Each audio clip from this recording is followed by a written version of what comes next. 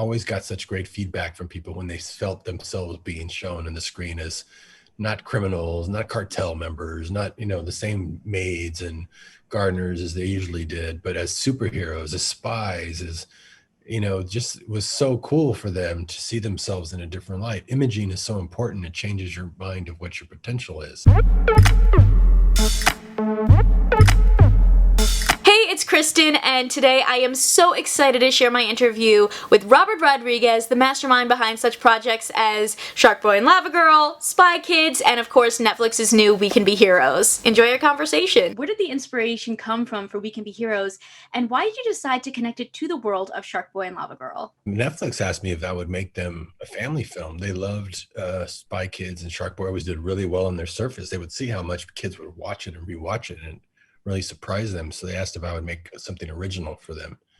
At first I even pitched them like, well, why don't we remake or reboot those? And they said, no, we want something original. So I went, okay, I had an idea already in mind with superheroes called We Can Be Heroes, came up with that. I wrote a script, gave it to them.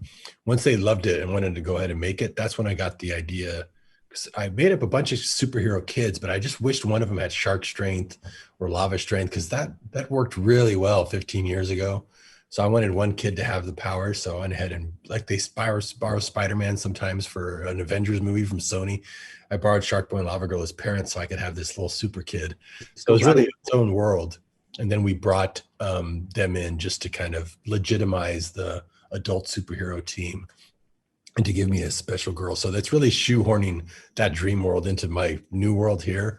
But so it was actually the reverse of what you said. I had this movie first, and then I brought them over just to add into the fun. And maybe down the line we'll get like an even bigger world, bringing the Spy Kids in, your own cinematic universe. Yeah, the Rodriguez verse. Exactly. I would love to see that. And one of the things I really loved about this film is that we're following superheroes, but also seeing the power that everyday people have without super abilities to change the world. And I feel like that's especially relevant in kind of the times we're in right now. And I was wondering if you could maybe speak a little bit more to that. I wanted the movie to really prepare kids for what's coming, which is they're going to have to take over the world, fix it. Obviously, we've all screwed it up. So the adults, have not been helpful, but hopefully they're inspired by the movie to be better role models, because it's about not just parenting, but partnering with your children and mentoring. The mentoring goes both ways, and preparing them for that world. And I also I knew kids would have a lot of wish fulfillment for the movie, wanting all these superpowers.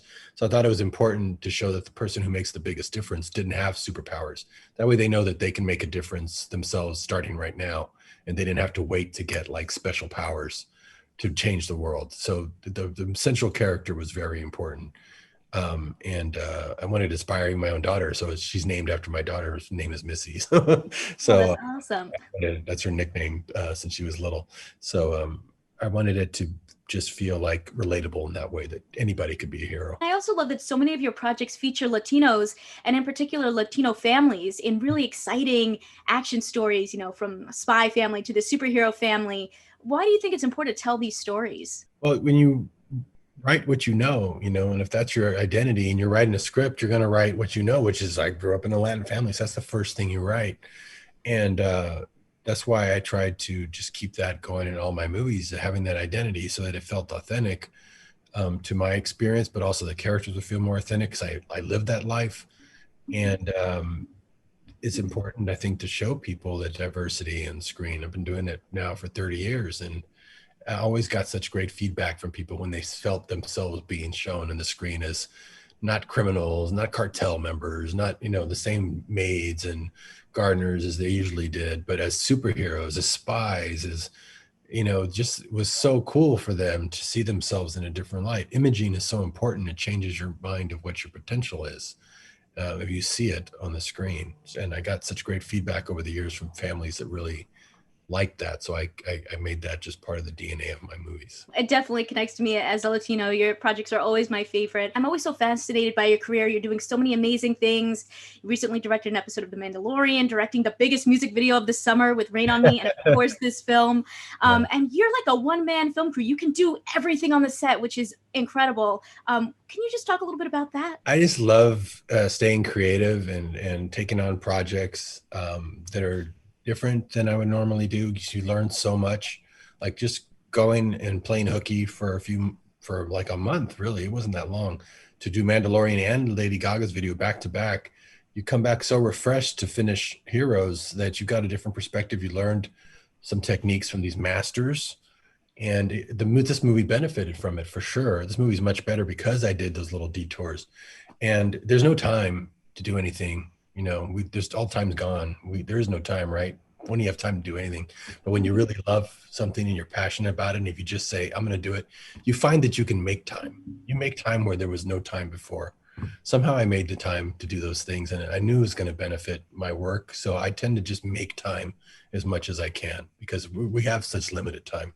The only solution is just to make time for stuff that's going to really move the needle. And it does. I'm so glad I did those projects, because look, they ended up turning out really well, and I was super busy. I really didn't have time at all for them, but I made time for them. I gotta channel that. I just make time. Well, thank you so much, and congratulations on the film. I think everyone's gonna love it on Christmas Day. So congrats. If you like this one, you can check out more of my We Can Be Heroes coverage right over here, and I will catch you in my next video. See ya.